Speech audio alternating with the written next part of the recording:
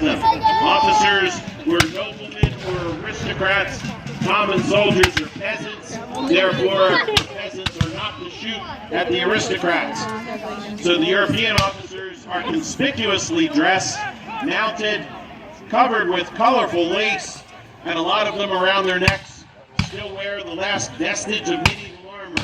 It's a curved metal disc referred to as a gorget. By the 18th century, it's strictly ornamental. But it was this last leftover of the days when knights used to wear armor. Much of that changed during the American Revolution. A lot of British officers stopped wearing that stuff in battle. And ironically, a lot of American officers, as the American Army got more and more professional, they started to dress more and more like European troops.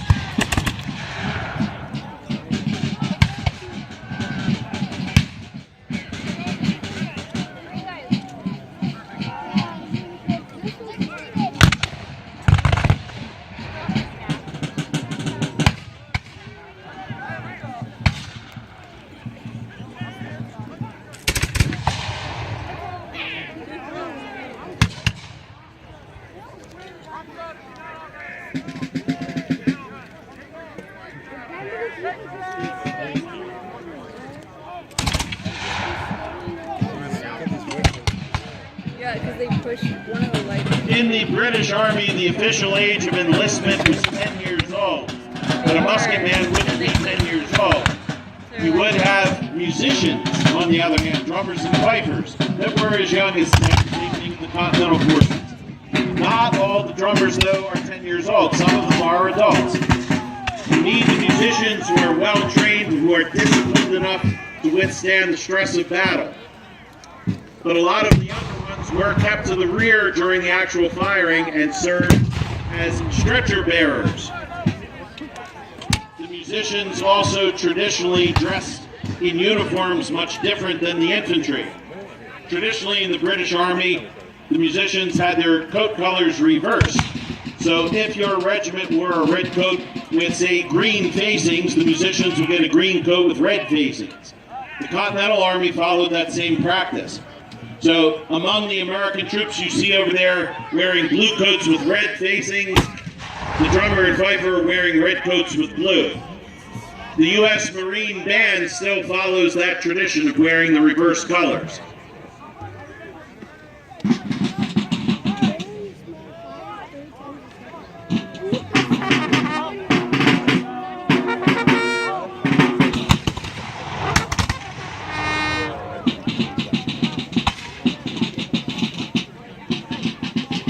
Medical care for these soldiers, especially if they're wounded in battle, is something that most of us don't want to talk about. It's too awful to contemplate. There is no anesthetic other than liquor, which you might say, hey, that's great. Well, taking a shot of whiskey and then having your leg sawn off, not a real good thing to have happen. An amputation done by a skilled surgeon might take 20 minutes. There's no x-rays, there's no blood transfusion, there's no antiseptic. If you need a limb to be removed, that's usually because a musket ball has hit it. Musket balls fired by the British Army are 69 caliber. They're made of lead. It's like a round marble, and it's soft, heavy metal. If it hits a bone, the bone is going to shatter. And even today, they would have to amputate your limb. They're going to tie a tourniquet around it. They're going to have 3 or 4 guys hold you down, and the surgeon is going to start cutting. And then when he gets to the bone, he's going to saw. And then the bad part happens. They have to cauterize the wound with a red-hot iron. And then you put hot tar on top of that, and then go to the next guy. Hospitals, or whatever buildings are nearby. Barns, churches, houses, warehouses.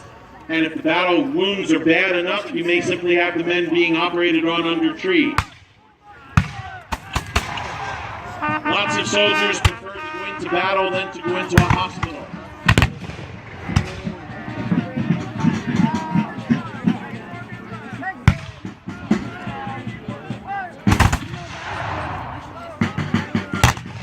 Disease was the main killer of soldiers in the Revolution.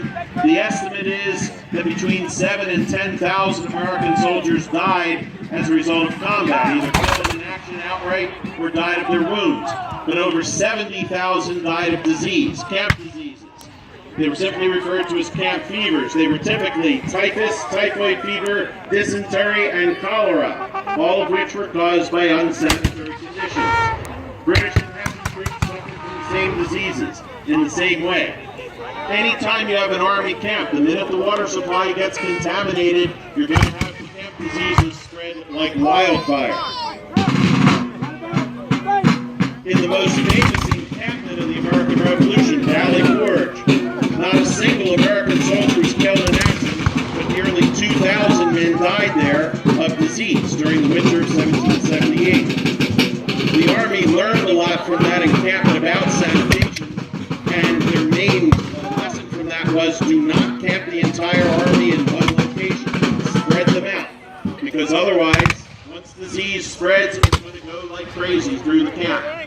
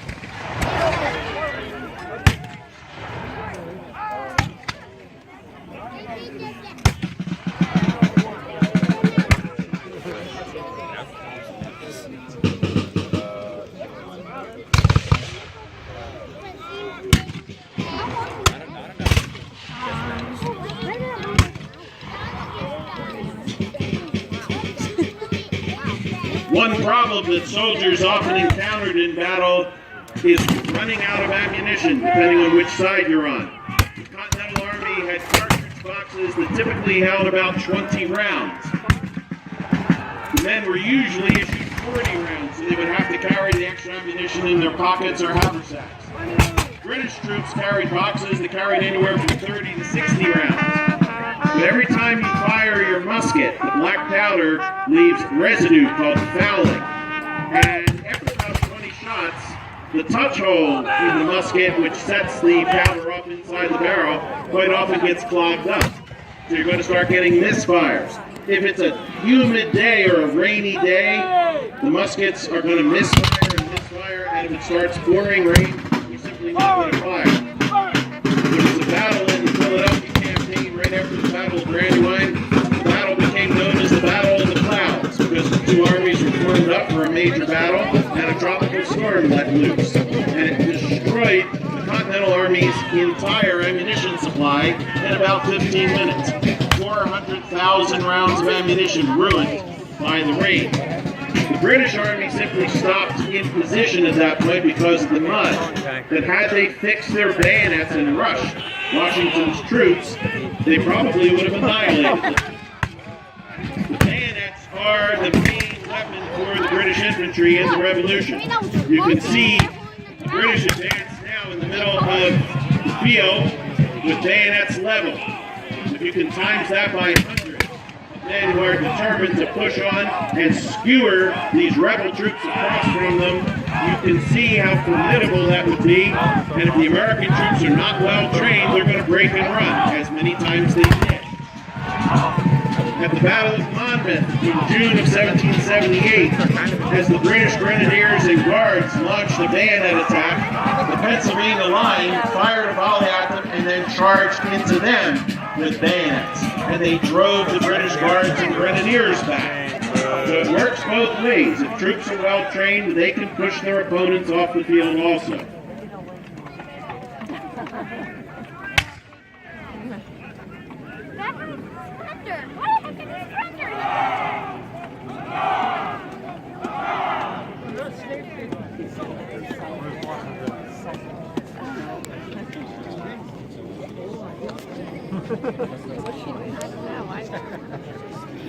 Sorry.